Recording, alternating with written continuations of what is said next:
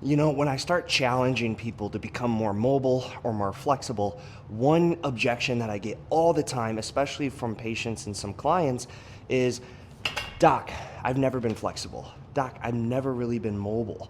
It's just the way it is, right? I could never touch my toes. The truth is, mobility, flexibility, strength, those are all skills, things that we have to actually work on. Sure, some people are born a little bit more elastic, a little bit more stretchy than others, but that doesn't mean that you can't gain that skill. So what I'm gonna do today is I'm gonna give you one move that you need for your hips and your low back. In fact, this might be the only move that you need in order to open those hips up and gain more mobility throughout those what we call deep intrinsic muscles, those internal and external rotators, things that we're often not doing in our day-to-day lives.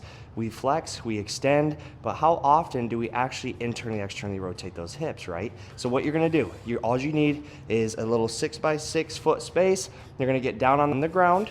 You're gonna take one leg in front in a 90 degree and then one leg in the back at a 90 degree. You're gonna find if you have tighter hips, your body's gonna wanna lean to one side versus the other.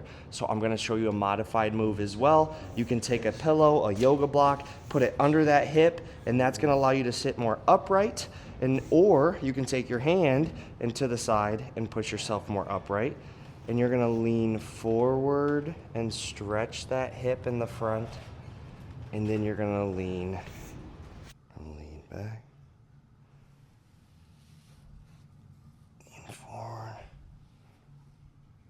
back, forward. And then what you're gonna do is you're gonna try to make this more active. So you're actually gonna try to, as you lean back, you're gonna try to lift that ankle and knee off the ground. And just hold for 3 to 5 seconds. 5. And then you're gonna do that back leg. Now this one's gonna be a little bit harder because you're challenging that internal rotator of the hip, which tends to be a little weaker on most people. So you can just try lifting the ankle off the ground first. If that hurts too bad, then again, put a block under here or put a block under that knee, so that way it's easier to lift it off the ground. And you're just gonna try to hold for 3 to 5 seconds, eventually just getting both of those knee and ankle off the ground. Good.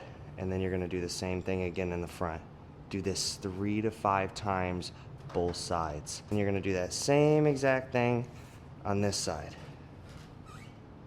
Up, stretch forward, up, good.